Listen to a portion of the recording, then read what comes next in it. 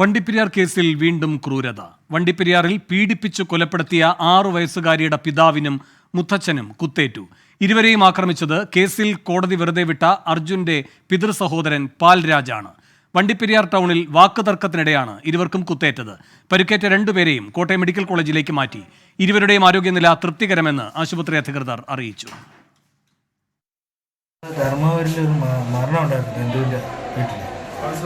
അതിനുവേണ്ടി ഞാനും എൻ്റെ അച്ഛനും കൂടെ സ്കൂട്ടിക്ക് അങ്ങോട്ട് പോലീസ് സ്റ്റേഷൻ്റെ ഭാഗത്ത് വഴിയാണ് പോകുന്നത്. അങ്ങനെ പോകുമ്പോൾ ഈ അർജുനൻ്റെ ചിറ്റപ്പൻ ബാബു എന്ന് പറഞ്ഞ പാൽരാജ് അവിടെ നിന്ന് ഇങ്ങോട്ട് വന്നുകൊണ്ടിരിക്കുന്നു. അപ്പോൾ നമ്മളെ കണ്ടിട്ട് കൈ കൊണ്ട് ഇങ്ങനെ കാണിക്കുന്നു. ഞാൻ വണ്ടി നിർത്തിയിട്ട് എന്നാടാന്ന് ചോദിച്ചിട്ട് അങ്ങോട്ട് പോയപ്പോഴത്തേന് ഈ പാക്കറ്റിൽ നിന്ന് കത്തി പോലത്തെ സാധനം എടുത്തിട്ട് കുത്തു കാണിച്ചു. ഞങ്ങൾ അങ്ങോട്ട് ഇങ്ങോട്ട് തല്ലപ്പെടുത്തേന് ഞങ്ങൾ അന്നേരം അറിഞ്ഞില്ല എൻ്റെ കയ്യിൽ ഇങ്ങനെ ഒരു സാധനം കൊണ്ട് കുത്തുന്നത്. അപ്പം ആൾക്കാരൊന്ന് പിടിച്ചു മാറ്റി ഇങ്ങനെ നോക്കുന്ന എല്ലാം പൊട്ട് ദേഹത്തെല്ലാം കുത്തിയിട്ടുണ്ടെന്നുള്ള കാര്യം. ആക്രമണത്തിന് ശേഷം പാൽരാജ് CPIM ഓഫീസിലേക്ക് ഓടിക്കയറിയെന്ന് പെൺകുട്ടിയുടെ പിതാവിന്റെ സഹോദരൻ 24-നോട് പറഞ്ഞു. പശ്ചിമല ജംഗ്ഷനിലാണ് ബൈക്കിൽ പോകുമ്പോൾ ഇതിന്റെ ഓപ്പോസിറ്റ് കടകളൊക്കെ തെരി വിളിച്ചിരുന്നു. ഇവർ ഇറങ്ങി നിന്നപ്പം ചാടി വന്ന് കത്തിയെടുത്ത് ചേട്ടനെയും പുറവശവും കാലിലും മറ്റേ അച്ഛന്റെ പുറയിലും കുത്തേറ്റു. കുത്തേറ്റ് കഴിഞ്ഞാൽ നേരെ ആള് ഓടിപ്പോയി നേരെ CPM ഓഫീസിലാണ് അപേക്ഷ കേസിന്റെ ഇത് എഴുതാൻ പോയേക്കുന്നത്. കുട്ടിയാള് അർജുന്റെ ചിറ്റപ്പൻ അപ്പന്റെ അനിയൻ കാലിൽ പരിക്കേറ്റിട്ടുണ്ട്. 2 തുടയിലും പിന്നെ മുതുകിന്റെ പുറവശം ഹൈറ്റിലും ഒരു പോറലായിട്ടുണ്ട്.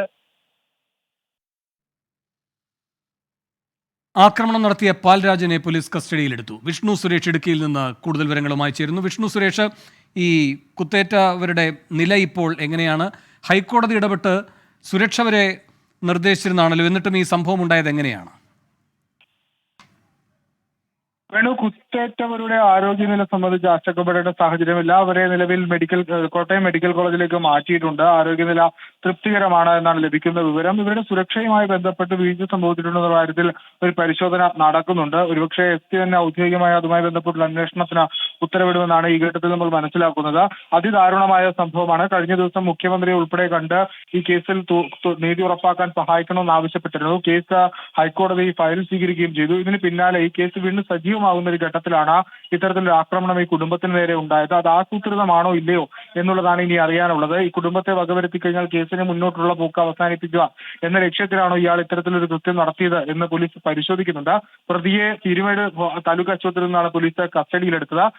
പ്രതിയുമായി പീരുമേട് പോലീസ് സ്റ്റേഷനിൽ വണ്ടിപ്പെരിയാർ പോലീസ് സ്റ്റേഷനിലേക്ക് പോലീസ് തിരിച്ചിട്ടുണ്ട്.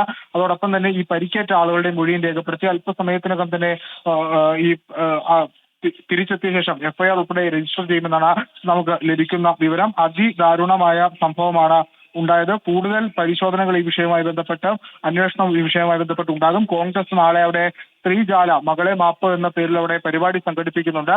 ഈ കേസിന്റെ എല്ലാ പൂർണ്ണ ഉത്തരവാദിത്വം സർക്കാരിനാണ്. സർക്കാരിന്റെ പരാജയമാണ് ഈ കേസിൽ പ്രതി രക്ഷപ്പെടാൻ കാരണമെന്നൊരു ഗുരുതര ആരോപണം ഉന്നയിക്കുന്നുണ്ട്. പ്രോസിക്യൂട്ടറെ നിയമിച്ചതിൽ പോലും അട്ടിമറി സംഭവിച്ചിട്ടുണ്ടെന്നാണ് അല്പസമയം മുമ്പ് മാത്യുക്കുഴൽ നാടൻ MLA പ്രതികരിച്ചത്. അങ്ങനെ അടിമുടി ഈ കേസിൽ സംഭവിച്ച എല്ലാ വീഴ്ചകൾക്കും ഉത്തരവാദികൾ സർക്കാരാണെന്ന് ഒരു വസ്തുത പ്രതിപക്ഷം പറയുന്നു. ഈ കുട്ടിയുടെ പിതാവിന് ഇന്ന് പരിക്കേൽക്കുന്ന സാഹചര്യത്തിലും സുരക്ഷാ വീഴ്ചയുണ്ടാകുന്ന കാര്യത്തിലും ഒരു വ്യക്തമായ പരിശോധന വേണമെന്നാണ് ആവശ്യം.